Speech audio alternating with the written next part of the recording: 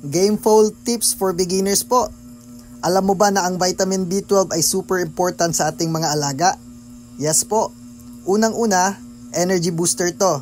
Kung gusto mong masigla at laging aktibo ang ating alaga, bigyan nyo po ng B12.